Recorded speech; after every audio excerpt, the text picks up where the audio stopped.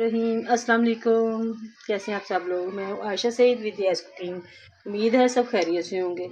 आज मैं आपके साथ शेयर करने जा रही हूँ एक बहुत ही यूनिक और डिफरेंट रेसिपी, बेसन की खंडलियाँ, जो आपने यकीनन कुछ लोगों ने खाई होंगी, कुछ तो नहीं खाई होंगी। जिन्होंने खाई होंगी वो मेरे इस तरीके से बना कर देखें, बहुत ही ज़बरदस्त किस्म की खंडलियाँ।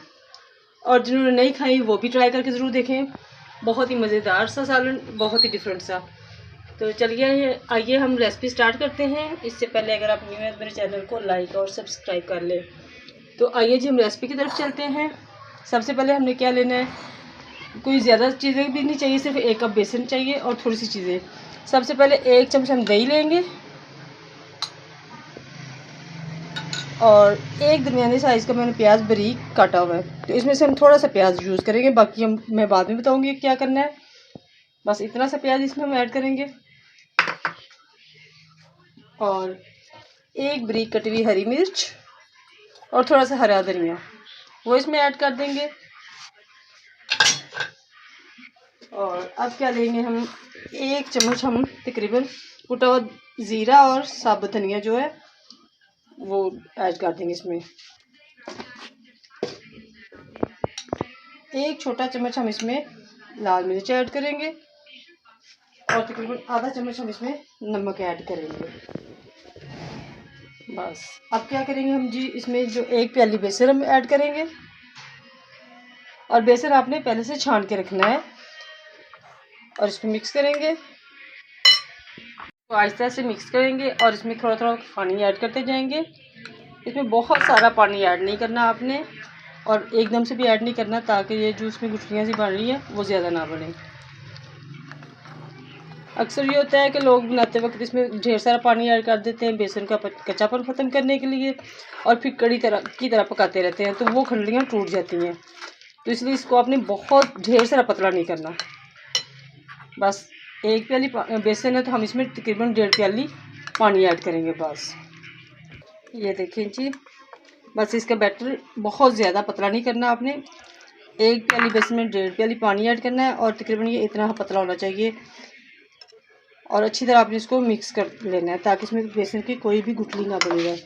अब इसमें हम क्या करेंगे, एंड पे हम 1 चम्मच लहसुन अदरक का पेस्ट भी ऐड कर देंगे और इसको अच्छी तरह से मिक्स कर लेंगे। हमारा बैटर अच्छी तरह मिक्स हो गया है, ये देख लें। इससे ज़्यादा इसको पतला नहीं करना आपने।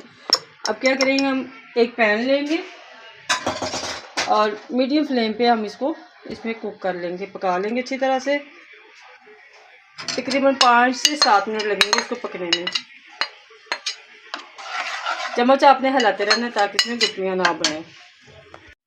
बैटर हमारा तकरीबन रेडी हो गया है, ये काफ़ी हद तक थिक हो गया। बस अब इसको क्या करें, हम फ्लेम को बंद करेंगे और इसको एक प्लेट में निकाल लेंगे।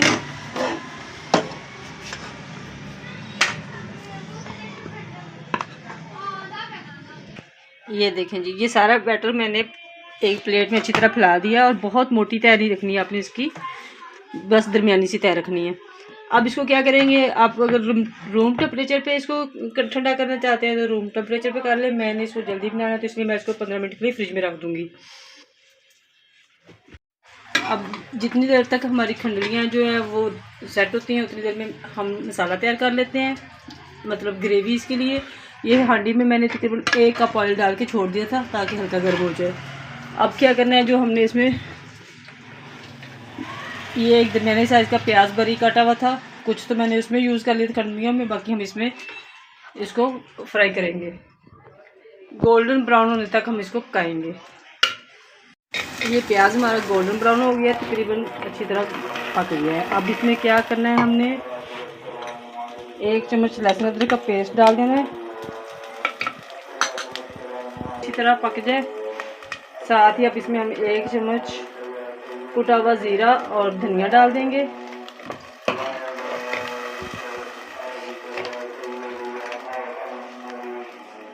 एक छोटा चम्मच इसमें हम लाल मिर्च डालेंगे। लाल मिर्च जो है वो आप अपने टेस्ट के मुताबिक कम या ज़्यादा कर सकते हैं। आधा चम्मच हम इसमें नमक ऐड करेंगे। नमक भी आप अपने जायके के मुताबिक कम या ज़्यादा कर सकते हैं। और थोड़ा सा हम इसमें हल्दी पाउडर ऐड कर देंगे।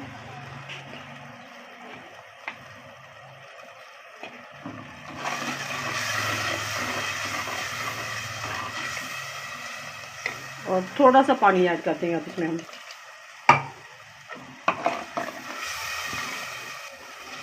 और मज़ीद इसको हम 2 मिनट के लिए पकने के लिए छोड़ देंगे।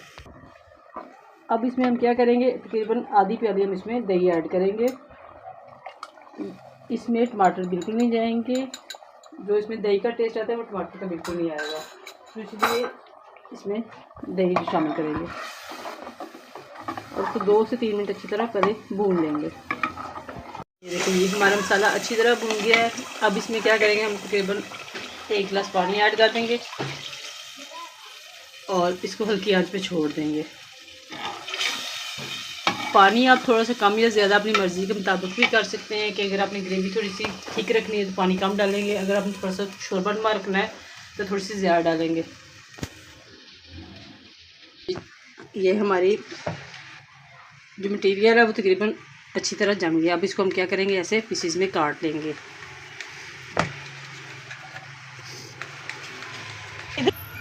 ये देखें जी, ये हमारी तकरीबन सारी खंडलियाँ तैयार हो गई हैं और ये टूटेंगी भी बिल्कुल नहीं। अब क्या करेंगे, हमने जो ग्रेवी रखी थी पकने के लिए उसकी आंच बिल्कुल स्लो कर देंगे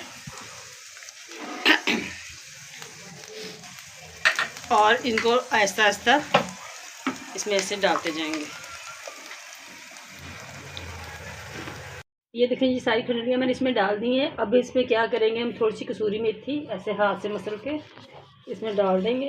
इसकी खुशबू बहुत अच्छी लगती है इसमें, और इसको हम थोड़ी देर के लिए दम पे छोड़ देंगे और बिल्कुल अपनी स्लो फ्लेम पे रखना है, तेज़ आंच नहीं रखनी। और 2 से 3 मिनट इसको हम पकने देंगे ऐसे। 4 मिनट दम पे रखने के बाद ये देखें जी माशाल्लाह माशाल्लाह हमारी खंडलियाँ रेडी हो चुकी हैं और खुशबू तो बहुत ही ज़बरदस्त आ रही है। बस इसको अब हम सर्विंग प्लेट में निकालेंगे। मज़ीद इसमें कुछ भी डालने की ज़रूरत नहीं है, इतना ज़बरदस्त इसका टेस्ट है कि आप एक दफ़ा बनाएंगे तो बार बार बनाएंगे, घर वाले तो प्लेटें भी चाट जाएंगे। तो चलिए हम इसको सर्विंग प्लेट में निकालते हैं। बिल्कुल भी टूटी नहीं है, जैसे हमने बनाई थी वैसे की वैसी हैं माशाल्लाह। कितनी खूबसूरत और कितनी ज़बरदस्त, और खुशबू तो बहुत ही शानदार आ रही है। बस क्या करेंगे, हम इसमें हल्का सा गरम मसाला से स्प्रिंकल करेंगे, थोड़ा सा बारीक कटा हुआ धनिया और थोड़ी सी बारीक कटी हुई सब्ज़ मिर्च इसमें ऐसे डाल देंगे। और ये हमारी बहुत ही ज़बरदस्त सी खंडलियाँ रेडी हो गई हैं। कुछ लोग इसको बेसन की खंडलियाँ भी बोलते हैं और कुछ खंडलियाँ बोलते हैं, लेकिन खाने में बहुत ही ज़बरदस्त, बहुत ही शानदार।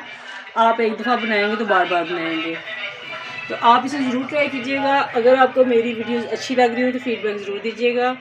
मुझे आप इजाज़त दीजिए, दुआ में याद रखिएगा। अल्लाह हाफिज़।